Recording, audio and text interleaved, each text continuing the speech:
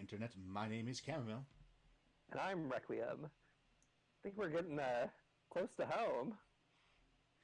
I mean, you would know. It's all just spooky, haunted trees to me. Yeah. Most of Arkansas is just an endless forest. It feels safe. It feels right. I mean, if you say so. Like, personally, if a tree looks like, healthy and content, that's a warning sign to me. Trees gotta know their place. They should be desperate and struggling for moisture. I want them scraggly little mountain trees. I And don't trust don't you feel trees. comforted by the fact that you look out on the forest and you can't see a foot into it? Like there could be anything out there. Ah, I prefer living on a mountain surrounded by desert as far as the eye can see, where I have not only a vantage point, but there is also nothing but perfectly flat sand in all directions. Until, of course, you reach the opposite mountain range, because Utah is Mordor, a valley that is confined by mountains on all four sides, filled with the smog of an industrial police state. Very friendly, though.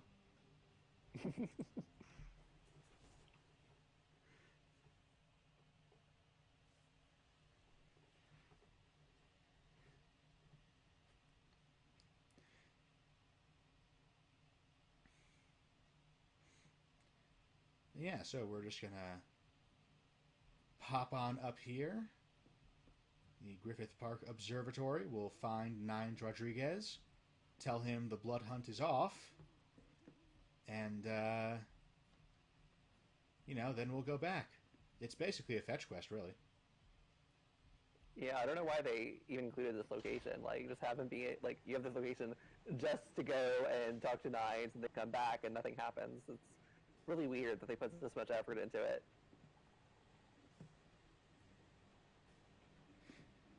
I mean, I just have to assume they were big old Half-Life fans, because, they just really wanted a little train ride in there somewhere. That's fair. Did you hear something?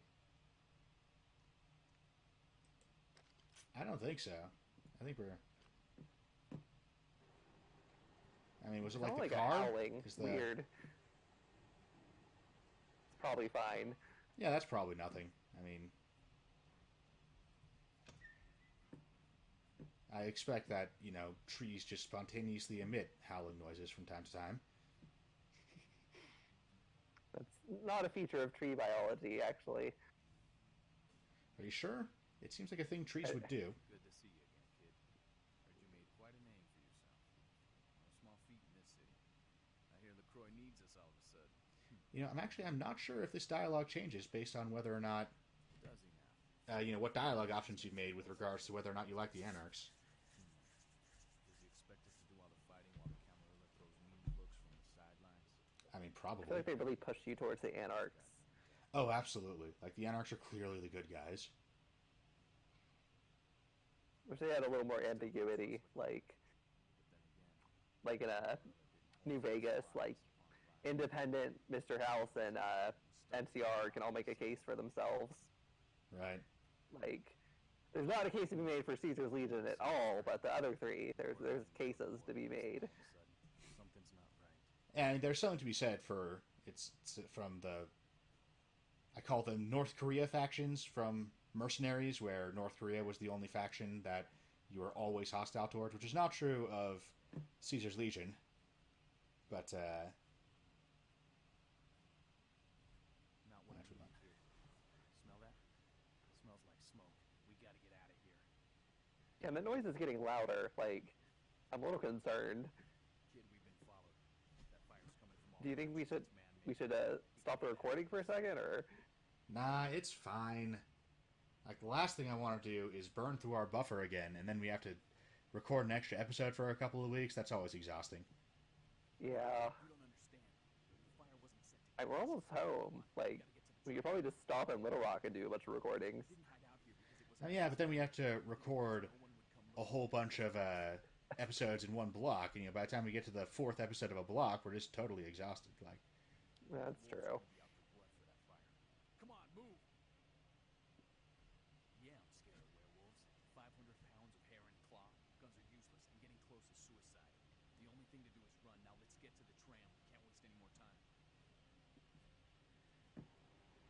oh shit. Yeah, no, that's a werewolf, but don't panic. We're gonna be fine. We're in a car. Yeah, And we're- but we're fine. Cam, stop the car. What? Stop it. Give me the wheel. What? Cam? No. Oh, God. Fucking damn it. Pull Okay. over. Pull over. No! Cam, Requiem, Cam? they are going to kill you. They're going to either they maul me or they kill me. Yeah, both of those sound like the option. Cam, take the child lock off the door, Cam. But no, you are going to get yourself killed by... Look, the odds that you are going to get mauled and turned into a werewolf are not great. This is just going to end with you dying. I'm not letting you get killed. Friends don't let friends get murdered by werewolves. Cam, I will wreck this car.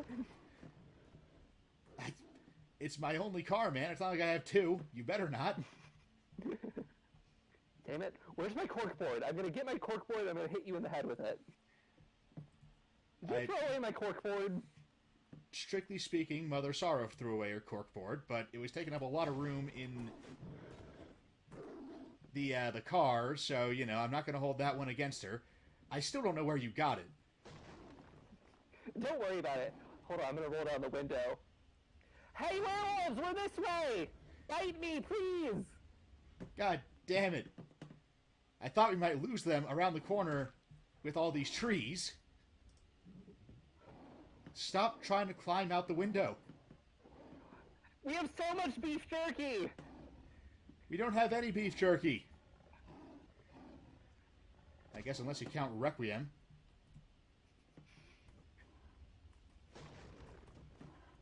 I have all this barbecue sauce that you can use on chamomile.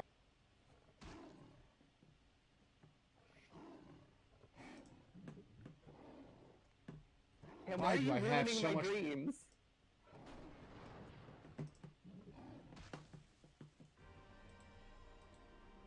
Why do I have so much barbecue sauce in this car? We were in Texas. I mean, okay, so sure, there was a lot of it around. I was under no obligation to take it all.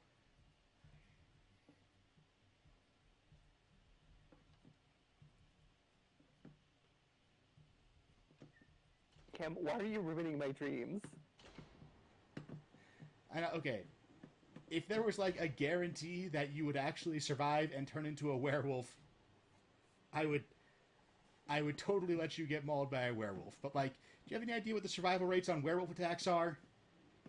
They're like 5%, man. Those are good odds.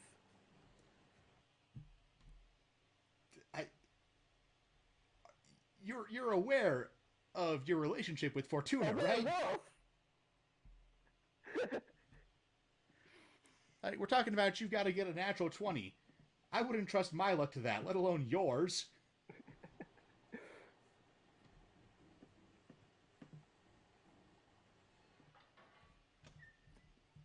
You just never let me have any fun.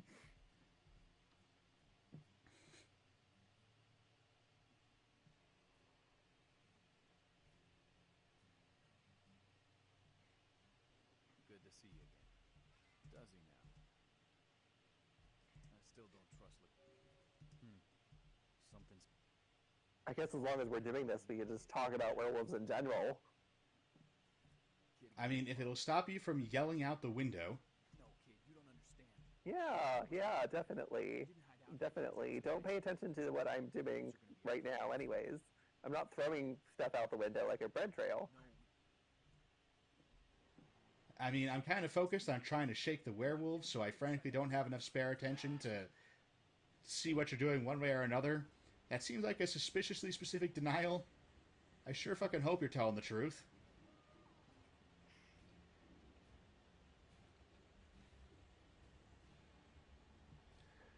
Okay, Yeah, so we've touched upon this before, but World of Darkness werewolves are dumb. They're not really werewolves in any meaningful sense. It's not clear here whether, because World of Darkness has two closely related but technically distinct continuities. One of the original Vision, where each game is technically its own thing, but they share a lot of overlapping themes, but they don't have overlapping lore. And then the other one that they came to favor more and more as time went on was that no, these are all the exact same World of Darkness. And it became the old World of Darkness. That term sort of gelled. You're not trying to kill this werewolf, are you? No, Requiem. No, I'm going to romance the werewolf, obviously. Okay, good. Press K to give it a kiss. I really need to get inside first. It's more romantic that way, and also much harder for him to maim me. You're at an observatory. What the hell? I was just paralyzed all of a sudden.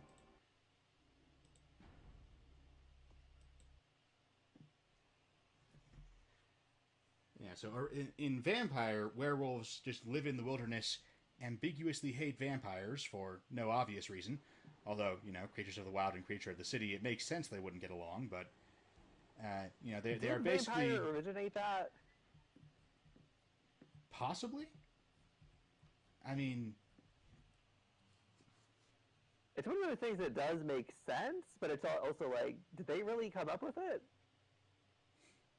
Because one of those things that makes so much sense, it seems like it'd be around forever, but, like, I'm not sure there's been an example of that before Vampire.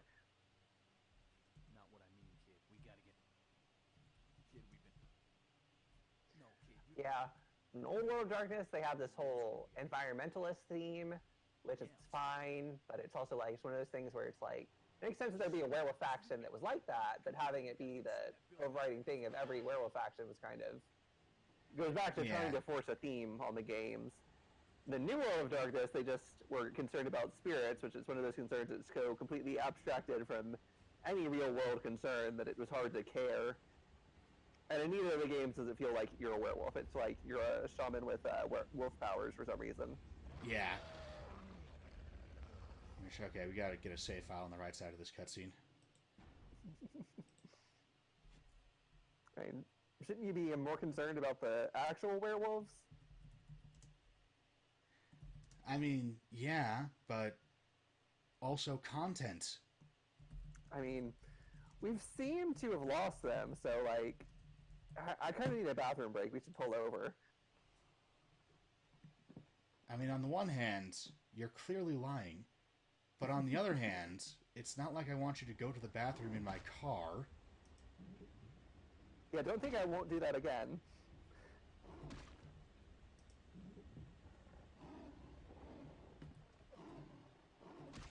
Oh, great. You're gonna die immediately, aren't you? Probably. See, wouldn't it be much easier to romance? I'm trying to romance the werewolf. In order to romance the werewolf, I have to set up a romantic night in the observatory.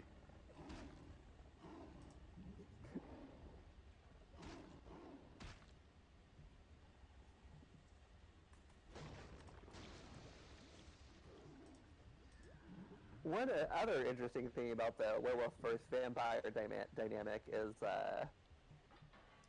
usually vampires are portrayed as upper class and aristocratic, and werewolves are working class, which vampires being upper class is a relatively recent part of that sort of meme, I guess, mythplex. Doesn't really happen until the vampire becomes a literary creature. And as we talked about in the folklore, it was usually just another part of your village, like it was another villager. But werewolves were always, because there were werewolf trials in the Middle Ages and early modern era. People would be accused of going woofing, of either of having like spirit riding werewolves or of using wolf skins gotten from the devil to become wolves. And it was almost always like working class men who were accused of these sorts of things. you don't see the property disputes that are involved in a lot of witch trials. And this is continued in the literature. Usually we have werewolves that are working class. You're awfully close to that observatory door, and it's making me nervous. I'm inviting the werewolf in. Now we can begin our romantic dinner. Here, boy. Here, boy. Come on. Yeah. Here, boys. We're over here. Oh, God damn it, I'm helping you. I'm helping you. Boy, the moon sure is full. It's a perfect night for a werewolf to come out. Yeah, we don't have we don't have anything solar on us. Unfortunately true. I was talking about werewolves in fiction, and I lost my train of thought. Yeah, they're usually working class, either like True Blood or even in like Twilight, whereas Edward is very like pseudo aristocratic. Jacob is lives on a reservation.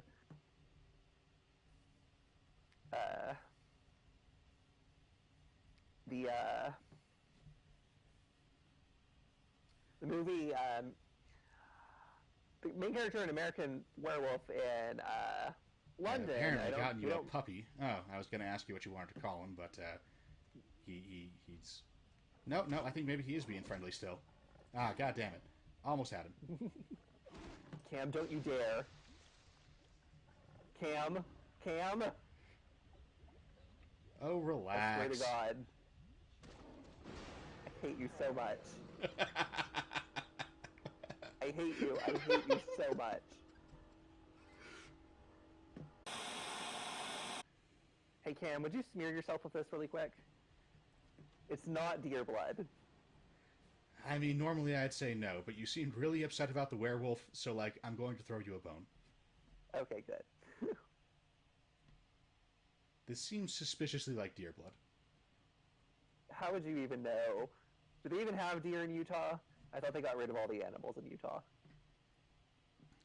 No, I mean, they're hard to come by, but deer remain the primary source for deadly occult,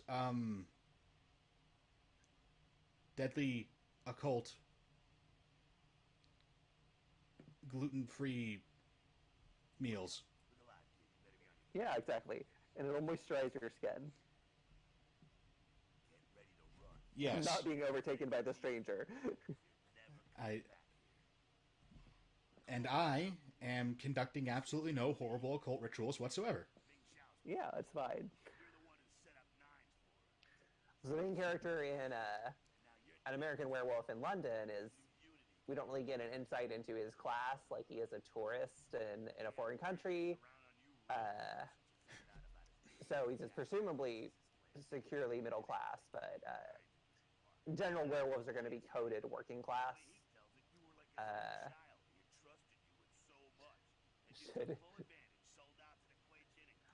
Should I relate the story I told about An American Werewolf in London? I forget which story this is, but probably yes. The circumcision one. Oh, right. You know what? Sure. That's interesting, certainly. So the main character in American Werewolf in London, he's not explicitly Jewish. He is implied to be Jewish. There's this one dream sequence he has where he's presumably at his home with a couple of kids, and there's a menorah on place over the fireplace, and some werewolves dressed in Nazi uniforms break in and shoot him down, and there's one point where a nurse character speculates on him being Jewish. And John Landis, the director, is Jewish. I sometimes wonder if there's a interpretation of An American Werewolf in London about it being about the Jewish experience, but I'm not sure what it would be. I think that'd be an interesting interpretation for somebody to make. But so when John Landis was doing the casting, he actually wanted there to be some more male nudity in the movie originally. There's a little bit in the movie as is. It's mostly like pretty distant and can't really see anything. But I mean, broadly speaking, I think that most movies could do with more nudity in general. yeah, In fairness, I can't remember exactly when American Werewolf in London came out. Which I want to say, let me check the web. We still have that. I know I kind of tore it up when I broke free of it, but I think it's still functional. I mean, I guess we're about to find out. All right. So according to the web, 1981. Okay, so yeah, we were just coming out of the 70s, which, in fairness, the 70s possibly had too much nudity in movies. It was a little bit egregious at times. I think we've overcorrected for that, but, you know. Of course, you know, that being said, it was almost entirely female nudity, which... Yeah. No, it's like with when South Park was making fun of Game of Thrones, they were so focused on, oh, there's so much male nudity in Game of Thrones. There's really not. It's really mostly like women, but you'll occasionally see like a brief glimpse of a penis, and people just freak out. Oh, yeah, no, like, Game of Thrones has tits out constantly. The show in particular. Not to say that the book is much better, but honestly, I mean, the show is probably more frequent, although the book is probably more disgusting because of, you know, there's like 13-year-olds involved. But,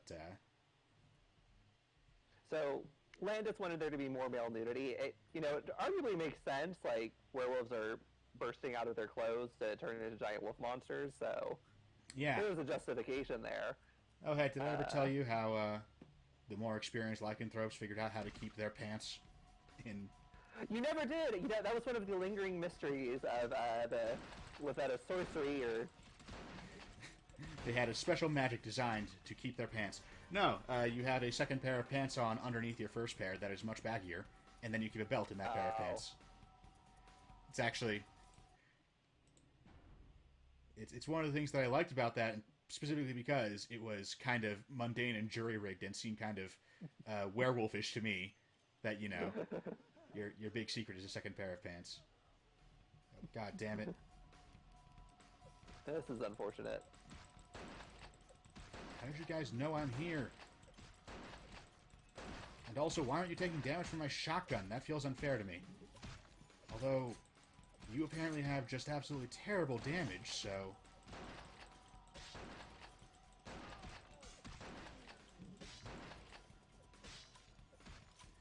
Yep, nope, the melee monster got in here, and I can't get away from him. Okay, here we go.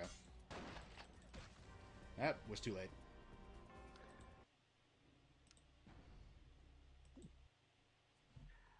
Actually, I just figured it was sort of a joke. Like, I didn't think there was actually anything behind it. But I like that there actually was something behind it. This is going to be frustrating, isn't it?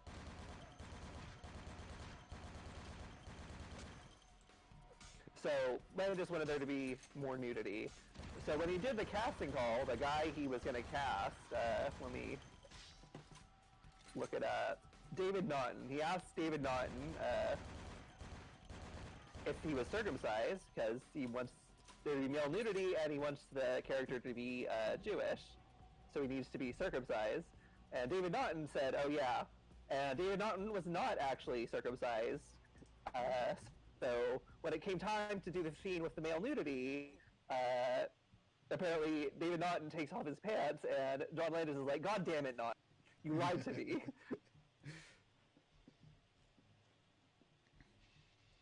Which I feel like is has got to be one of the only times in a movie where that has mattered. Mercurio.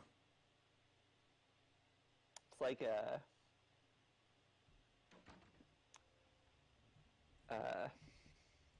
there aren't a lot of good werewolf movies.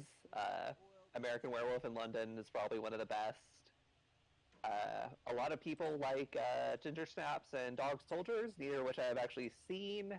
They both seemed like I've seen parts of both of them, and they both seem kind of like made for TV. Yeah, I watched a bit of Dog Soldiers, but I couldn't really get into it. And in fairness, this happens to me a couple of times where a client for a game will recommend a well, not Requiem for the record. Someone else wanted a wolf thing. Um, What?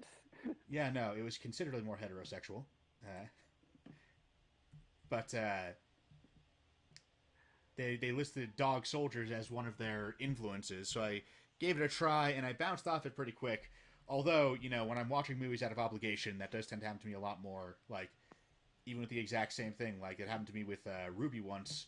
And in fairness, like Ruby is not amazing, but when I came back to it later on and watched it basically just for fun, like I did found it like I didn't bounce off of it. I was able to get through it, right? And I was like, yeah, that was okay. Which, high praise and all, but still. The first time when I was watching it on behalf of a client, I got like three or four episodes in, which those episodes were only like 5 minutes long. It's like 20 minutes in. And, I like that Warform Gangrel just casually standing there. right? Like, apparently the Masquerade has ceased to apply because all the NPCs are gone.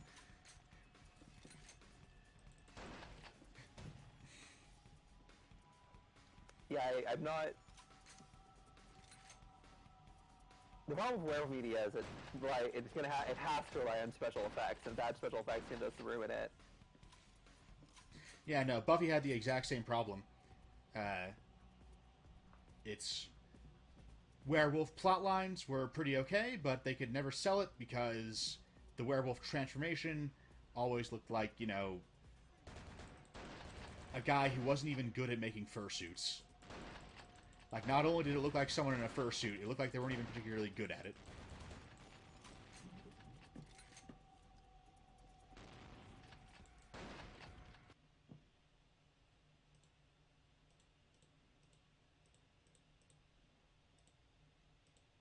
In terms of, I thought someone gave I me a liked The blood pack. Company I of could sure Wolves, use one.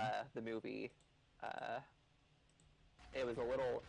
It's kind of weird, like, it's kind of an anthology with, like, with, like, two frame stories. Like, there's a girl in a mansion having a dream, and she's dreaming of herself as, like, a girl in this, like, early modern German village, and her grandmother is telling her stories about werewolves. A lot of people didn't like it, but I enjoyed it. Cursed, I don't remember the name of that crap. Hold on. I cannot believe I don't remember the name of this director. Yeah, that's usually my job. Wes Craven. Oh, hey, I am dimly aware that he exists. Apparently he wanted to do something very different, and the studio forced him to do a very bog standard werewolf movie, which he was not happy about. It's always a recipe for disaster. In terms of literature, I do think, like, there's not a novel like Dracula that stands out as, like, the werewolf novel, but there have been some good, like, short stories. Stephen Graham Jones's novel Mongrels is pretty interesting. It's this kid who is Native American, and his family, they're werewolves, and but he is not, and it's much more of a character study than like, there's not really a big plot arc, but it's a study of this character and how he's sort of an outsider among outsiders. One of the classic werewolf short stories is Gabriel Ernest by Saki, which Saki was gay, and you can kind of interpret it as being about... I know I'm about to invoke your arch nemesis, but, we did destroy his ghost, so we're probably fine. Unless, of course, there's 12 more where those came from, but... What? Unless, of course, there's 12 more where they came from, but, I mean, I'm sure Sigmund Freud probably has a bunch of backup and clones of themselves. A Freudian return to the repressed, where this boy werewolf that the guy finds is sort of his repressed homosexuality. The actual Company of Wolves short story was pretty good as well. There's not as much werewolf media as there is vampire media, so it can be a little harder to find good stuff. just I think from the rule of numbers, you know, vampires have the advantage of there's so much vampire media that's like, yeah, there's a bad media so much that you can find something that you'll like sooner or later. Right.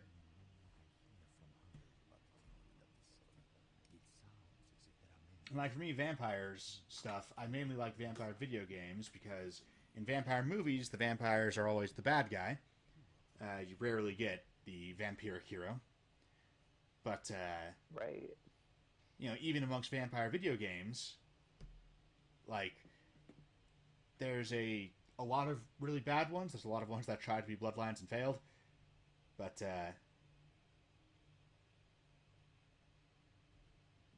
So in theory, we should both like Underworld, though. yeah, Underworld. I mean, I do kind of love its aesthetic, but I'm disappointed by the fact that it is a war between vampires and werewolves in which the weapon of choice is bullets.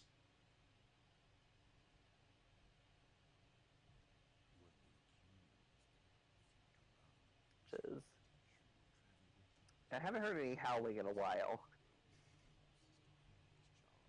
And the trees are starting to clear out. We legitimately lost them, didn't we? I mean, I think so. You're welcome. I mean, the first thing when we get to Little Rock is I'm getting an Uber and I'm having to drive out here. Alright, man. I'm gonna have to find some way to use my occult god powers to just turn you into a werewolf without getting you mauled, aren't I? Of course not. I'm into mummies.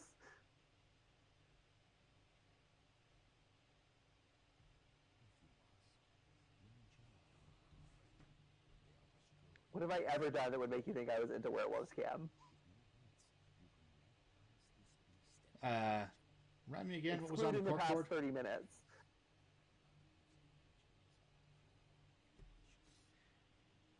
I feel like you've forgotten about all the recordings I have of our conversations. That's canonically Mother Sorrow, though. We established that with my corkboard that she threw out.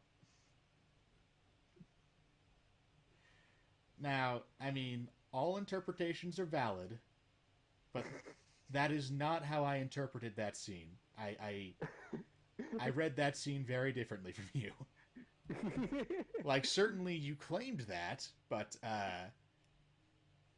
from the framing of that real conversation we had, I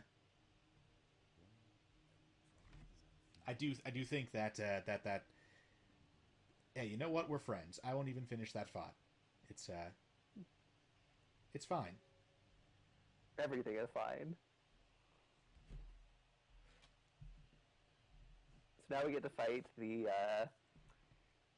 most frustrating boss of the game. Hang on. You wouldn't have a plan Nope. to make this easier, would you?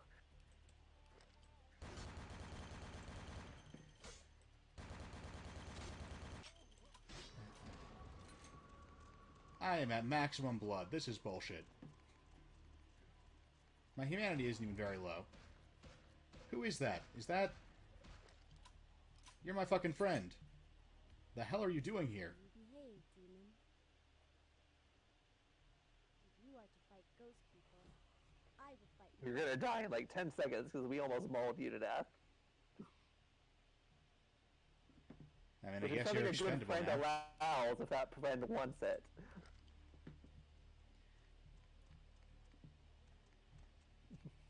I mean, fuck, she can take care of herself. I don't know how old she is, but she seems to be old enough to make her own decisions.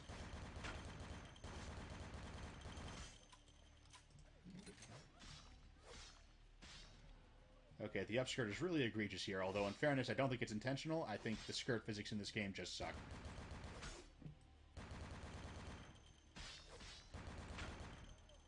This is also, like, in the Chinatown quest itself, yeah, it was kind of egregious that they had this, you know, Western otaku, you know, anime as viewed by Western otaku quest in the first place. But at least, you know, the occasional upskirt shot kind of made sense in that context. This mission is a very different context, and yet the upskirt shots are more frequent and more egregious. Which, again, I think it might just be a consequence of the fact that they didn't quite have the physics engine working the way it was supposed to when they shipped this game. But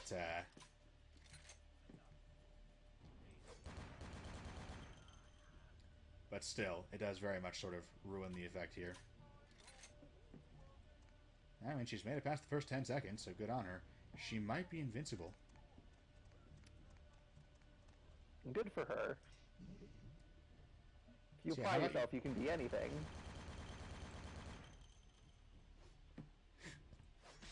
So the amount of bullets these people can take is just ludicrous.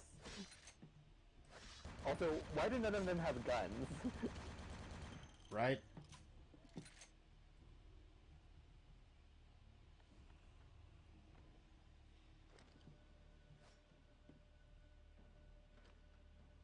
Yeah. I don't know what I'm looking for. I have all the equipment in the game, basically. I mean, I say basically. I literally have all the equipment in the game. I have used my Dark Occult powers to guarantee it. I'm not using any of the stuff that I didn't buy legitimately, but I could if I wanted to.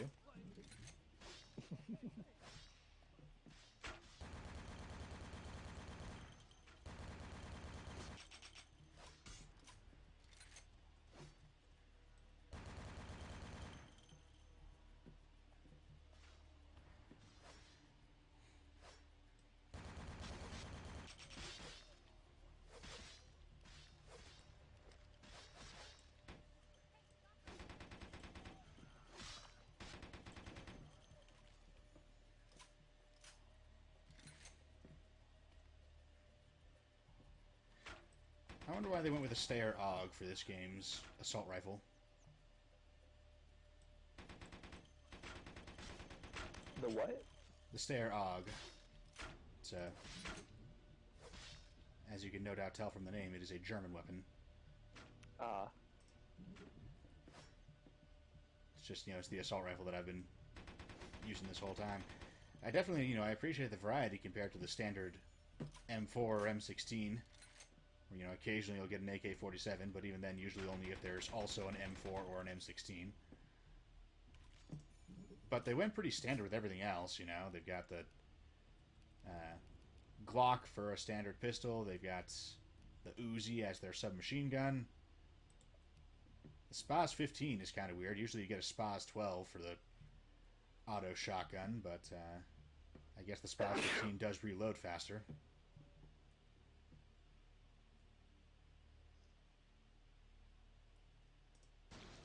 Alright. I have decided that I am done with managing blood. You know what? I've been managing blood for the whole game.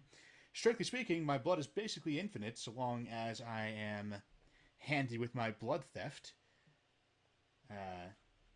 So this barely counts as cheating. I mean, and also this is the shitty part of the game, and I don't mind cheating through it. Yeah. Like, I would feel bad if I were using this to cheat through even Chinatown. But, oh, that's right, this place has D&D traps in it. Also, how many of these people are Kuei Jin? Do Kuei Jin just leave behind regular corpses when they die? Because, they're technically not vampires, so I guess they might.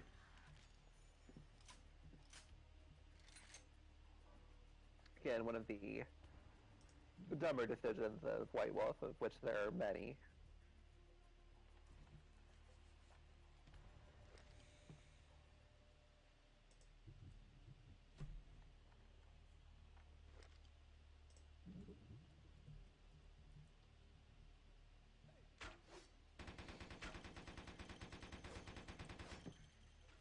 Does blood theft work on you guys? Let's find out.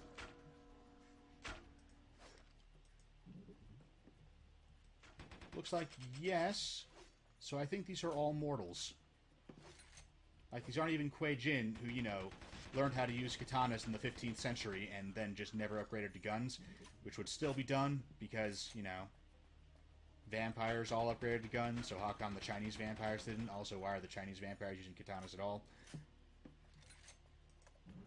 You put in a Stayer AUG for your assault rifle, why isn't... Why isn't your longsword a Jian? It would have made more sense. But yeah, apparently they just train all their mortal flunkies with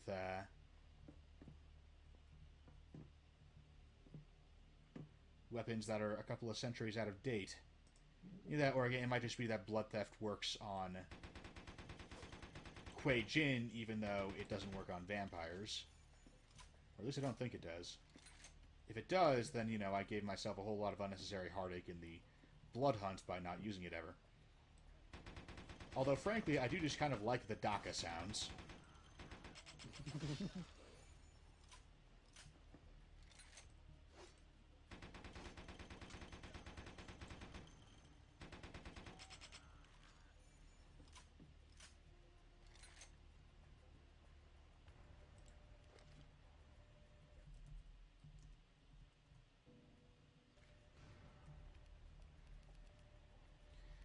Neil Gaiman wrote I know we're past the werewolf part, but, you know, you did break my heart, so I feel like I get to talk about werewolves more. I mean, if it makes you feel better, then absolutely. Yeah, I'm definitely not plotting my revenge. By the way, let's go ahead and max some stuff out, because, you know... Neil Gaiman wrote a pretty good short story called Only the End of the World Again, where it's a werewolf private investigator who is at a town that's like it's like I don't know if it is Innsmouth or it's like Innsmouth, but like it's a Dagon called plotting to end the world, and also they're all aware he's a werewolf and trying to they're going through like different every person he meets gives him different advice on how to cure lycanthropy. Like one of them was like, well, you gotta kill the wolf that bit you. It's a pretty good sort of meta look at werewolf mythology and literature in short story form, and also Cthulhu, which, you know, makes most things better. And then there's one of my favorite short stories is Forgiven by where's that author's name? Just had this pulled up. Eric Shapiro. It's this kid who is a werewolf and is now living with his grandmother. She's hiding him because when he transformed first, he killed some people. It's sort of this really tragic, touching look at this sort of one person's trauma.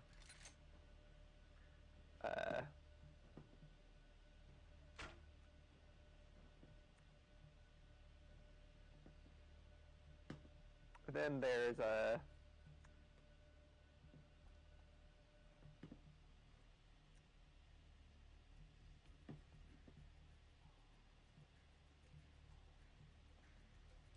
Omegaverse, but I feel like Lindsay Ellis has already said enough about that. Yeah, that seminal piece of werewolf literature. I mean, it barely even counts as werewolf, I would say. Like, they seem to be more interested in the pack dynamics, which are not even a real wolf thing.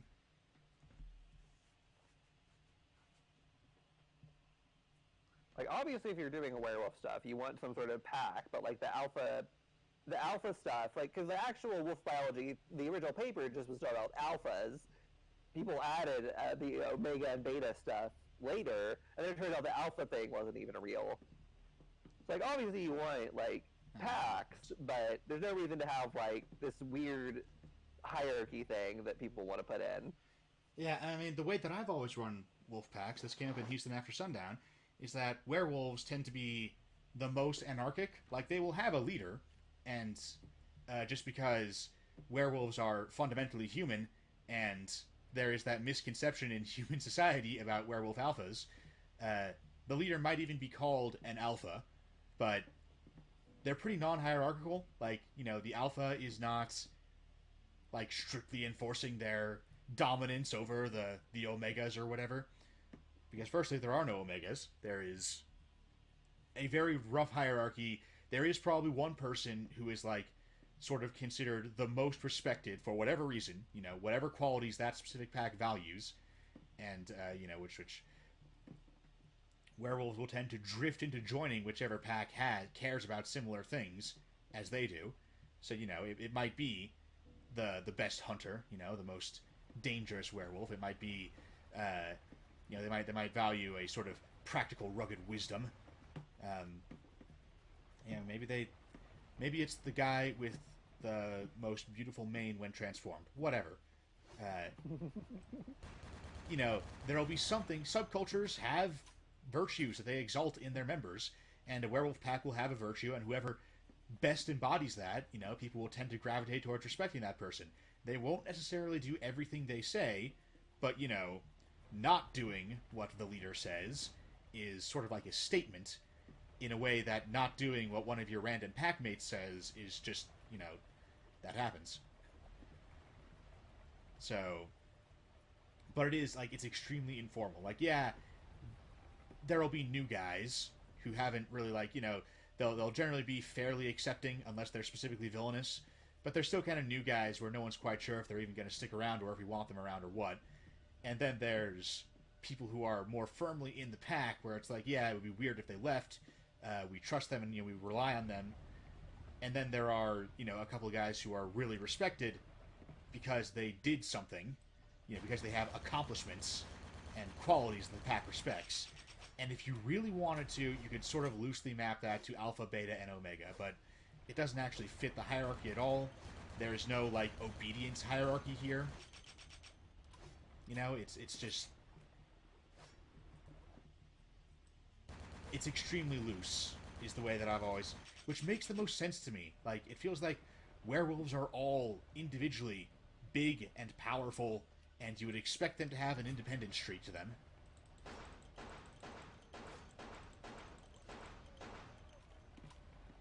Yeah.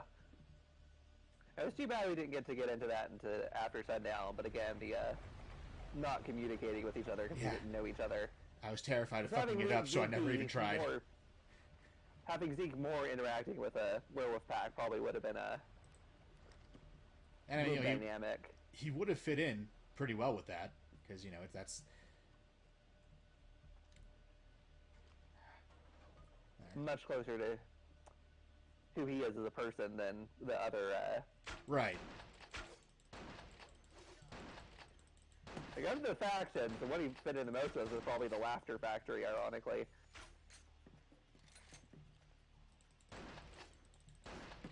Yeah, and the werewolf pack... But actually that's not really ironic. It makes sense that the more anarchistic faction... But yeah, and the werewolf pack was... they were technically part of a faction from the established game. And it was the one that most closely fit them, as close as I could make them. As close as I could find, basically. But nevertheless, it was sort of a thing where it's I have a werewolf pack faction that I think fits this story. And so, I am going to find whatever the closest matching faction is and just use that faction. But of course, you had no way of knowing in advance which faction was going to be the werewolf faction, because again, poor communication. Which, I stress once more, this was a very early on in my career. I don't make these kinds of mistakes anymore. I also add that, we've talked about some of the issues. It was still pretty enjoyable. Right. I don't regret having done it. Yeah, it was definitely a game that was focused on really good scenes and not a really good overarching narrative, but it did have some really good scenes in it, so... Zeke had great interactions with Mr. Spooky, with Calvin, Salvatore Wright's official name, but yeah.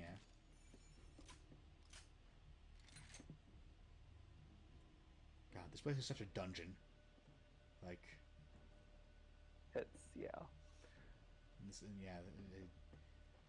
This game didn't need a dungeon call in it. Is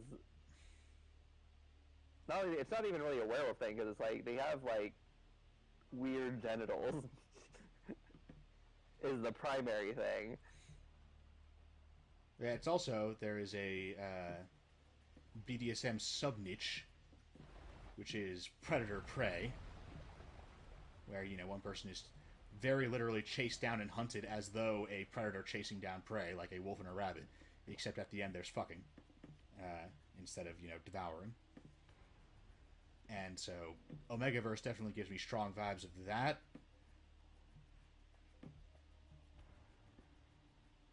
Like, it's not my kink, but it definitely strikes me as a kink thing.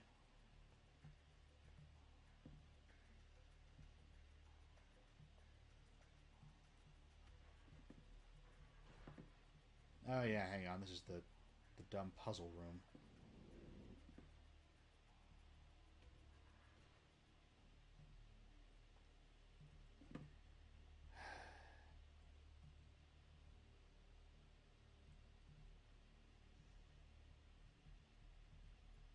Is that okay? No, I don't have to push anything, any specific button. That prompt just tells me that I can. So again, like, such a D&D thing. There's this fucking block pushing puzzle out of nowhere.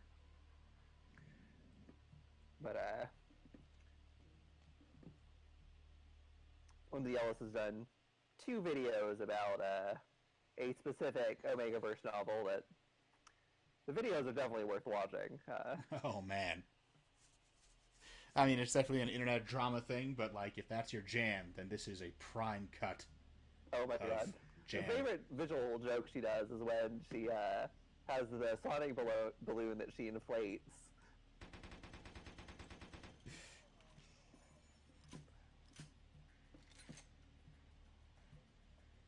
It's just... And I mean, I feel kind of bad for the Omegaverse community, because, like, they don't deserve this shit. And, just the one author is wrecking the, what the fuck? That is just an instant death trap. Our favorite thing. Yeah. But yeah, I mean, she is attempting to create a monopoly, which always just destroys any market, especially a creative one.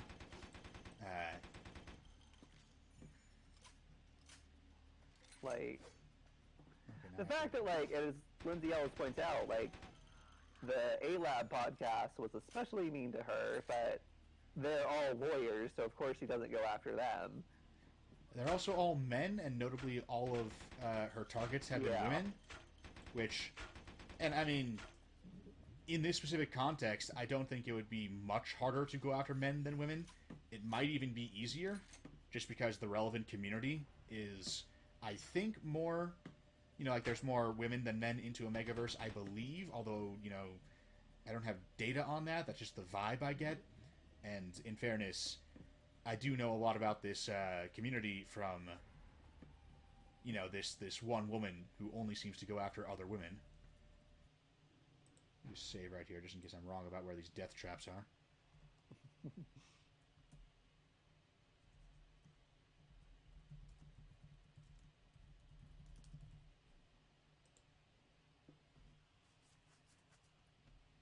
So, like, I am by no means any expert. I am speculating baselessly, basically. Yeah, I think that worked.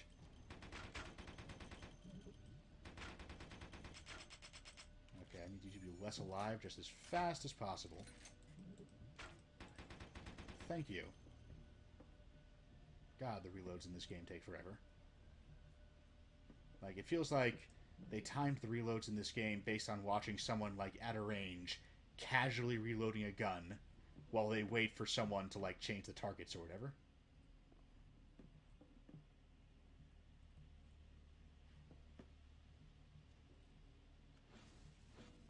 God damn it, I gotta jump over that. Going around the edges does not work. Duly noted. But yes, yeah, like, I don't think it would necessarily be socially advantageous to strictly go after women in the context of the Omegaverse, but, like, I get the feeling that it's just, as with most of the things that she does, her bullying is some kind of bizarre whim, where, for whatever weird reason specific to this one author, she just finds women either more vulnerable or more threatening or something, and, feels the need to target them. So, that was a point that I made that was split across, like, 5 minutes of footage. That's not going to supercut well at all.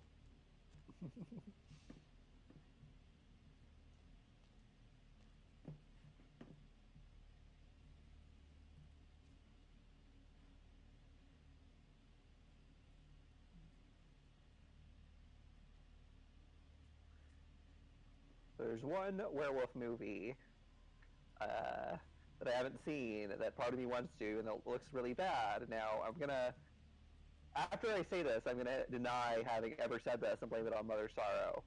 But Okay. I guess we're just be prepared. I mean, at least we're being upfront about it. Lucas Till was in a werewolf movie with Jason Momoa, and Lucas Till is very much a twink, and I want to see Lucas Till as a twink werewolf, but the movie looks terrible. That's unfortunate. I mean, Jason Momoa was also in a Conan movie. And, broadly speaking, I'm a pretty big Conan fan, but I heard the movie was terrible. So yeah, that's what I heard too. I'm going to assume that there is just some kind of curse. Damn it! Is there some trick to these traps that I don't know? But yeah, I'm assuming that Jason Momoa is under some kind of curse where he's in movies that sound cool but end up dumb.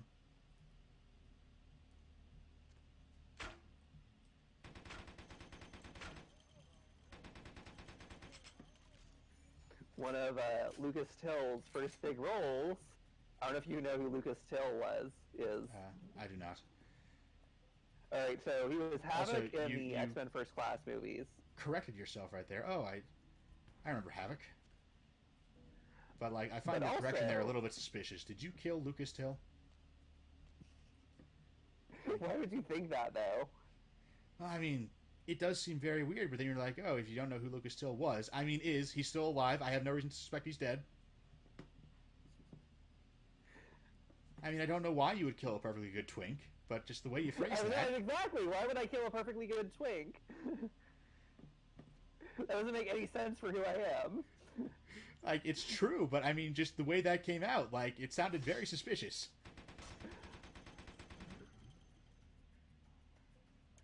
Sometimes I say was what I mean is.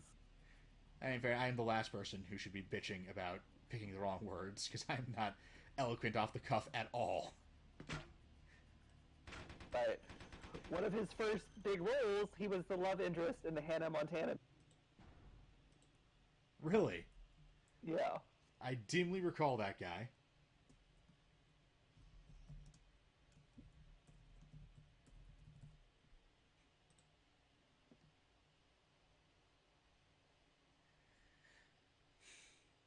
Alright, I think we're... assuming it doesn't crash on us, which it might. No, there it goes. But yeah, I think we're almost done with the second most annoying part of the Kuei Jin dungeon.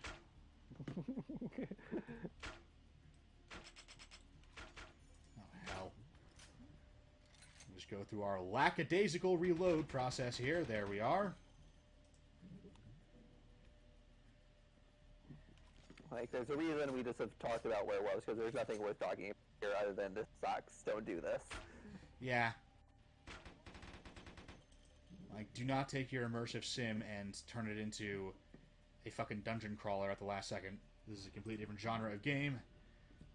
It's not, very good dungeon crawl design even. The fact that you have to jump over these trap triggers, which are barely visible. It's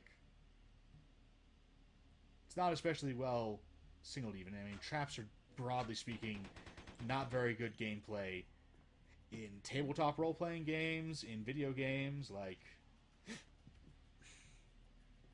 Traps are only fun as, Indiana Jones style set-piece encounters where you have to run away from the boulder, or there are, a bunch of arrows shooting at you that you have to dive between or whatever.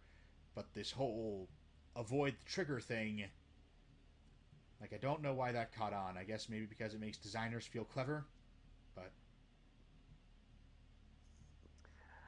I don't know, things like when you get into stuff where it's impressive, but it's only impressive to professionals, when something is animated and the characters are moving around too much, which is impressive to an animator, but just looks a little awkward if you're not. Yeah, you make the scene really busy, and so it makes everything hard to keep track of. So professionals are aware that this was hard to pull off, but for everyone else, it's just I would actually prefer a little bit of shot reverse shot so I could figure out what the fuck is going on. So we can do this through, trial and fucking error, or I could dive through a bunch of traps to figure out which pedestal has which statue, or we can consult the webs. Oh, yeah, let me... Hold on. Yep, there we go.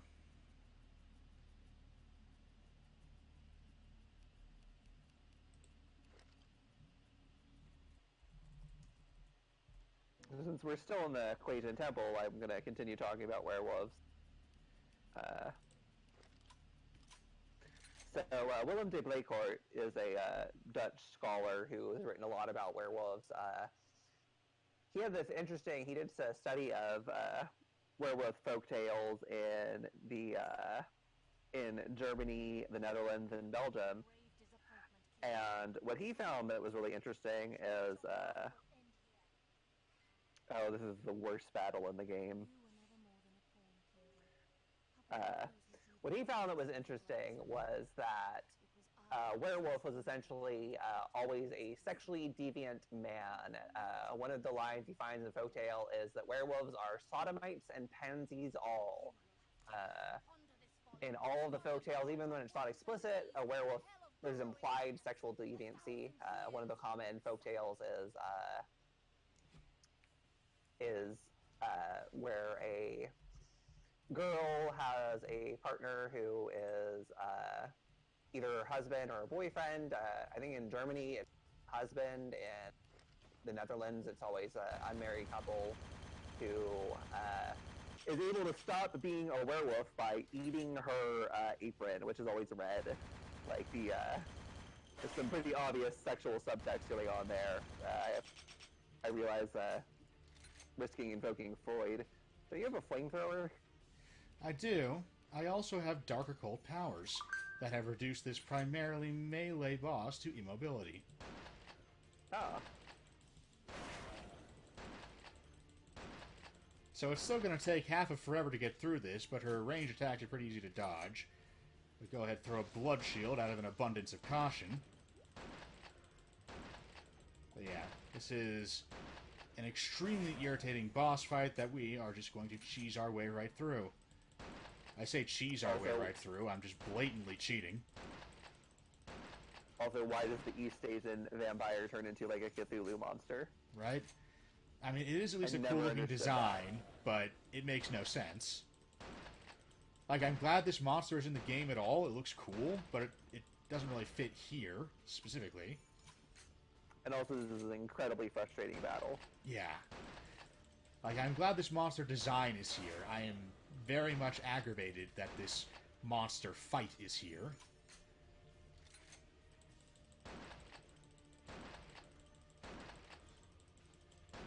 She spawned somebody. Yeah, gonna go take care of him eventually. Or maybe not. No, that's right. Oh, no, because he was spawned...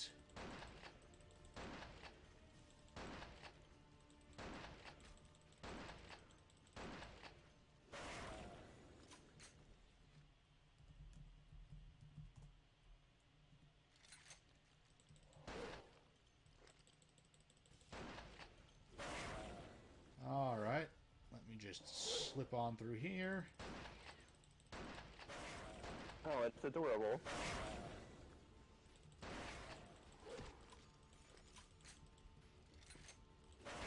Now, this battle's pretty tough. Maybe we should try romancing Ming Zhao?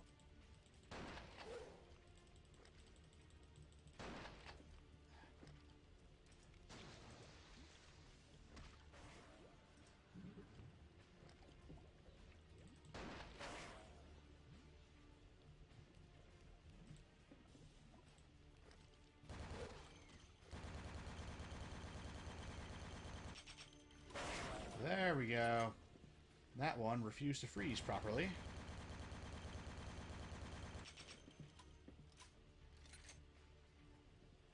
Now I got rid of that one, so...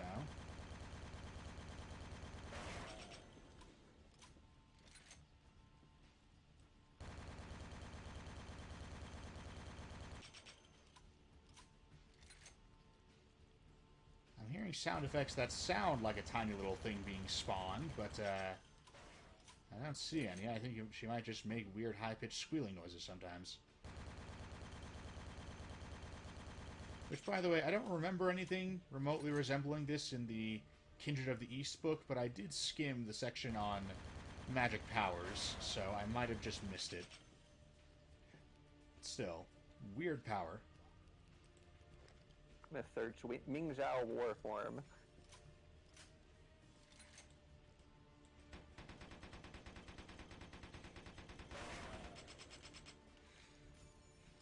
Oh, I found some concept art.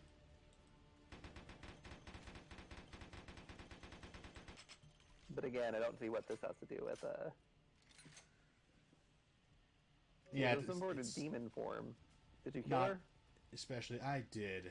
It's not especially in theme for the Kuei Jin, certainly. Can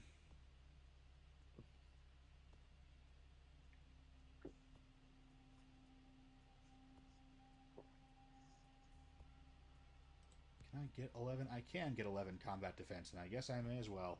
That last out of thaumaturgy isn't going to do a whole lot of. You know what, though? The last out of thaumaturgy is fun, so let's just do that.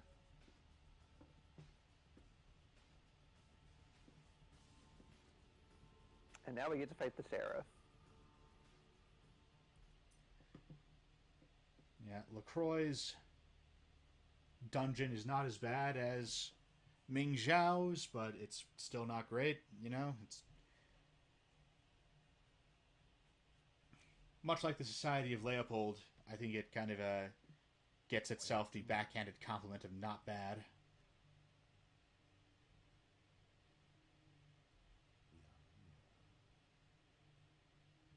I drive people to their destination. That is who I am. Wah.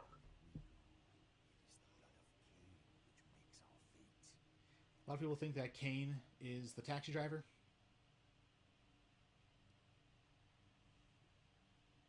And it is kind of weird that he would reference himself in his own blood that way. Like, I don't know what Kane's personality is. Maybe he is kind of self-absorbed like that, but it's definitely how it comes off to me. Is that he's kind of... It sounds kind of self-centered, where he's like, by the way, my blood is the specialist. You're only special. So in the sequel, is he going to be driving an Uber? That would actually be really funny. I don't know what happened, but LaCroix says I'm not supposed to let you up under any circumstances. He says I should escort you out. So are we going to kill, I'm afraid are we going to kill him?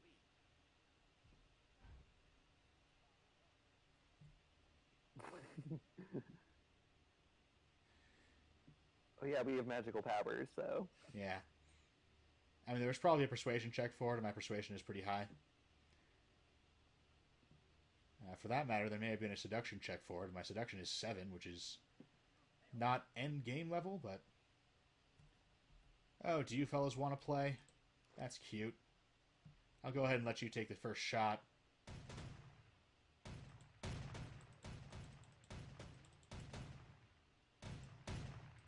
Oh, that's cute. You guys have Colt Anacondas, too.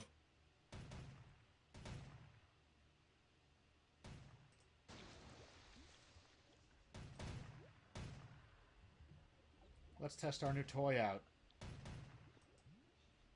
Yeah, come on. Oh my gosh. Pop up in the Oh, center. they're doing whack-a-mole.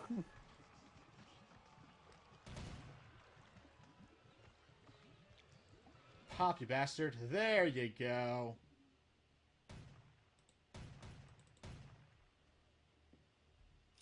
I mean, I have to admire the loyalty and commitment Yeah, that these guys have. If I saw somebody just explode into blood, I think I'd probably be like, you know what, this job not worth it. Like, LaCroix has some really good rent-a-cops. So anyway, yeah, we're just going to get into an elevator. That seems wise.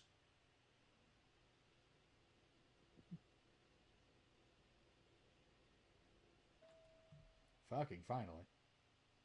It's like the scene in Cabin in the Woods. Towards the end. Right. The one that gets turned into GIFs all the time. Yep.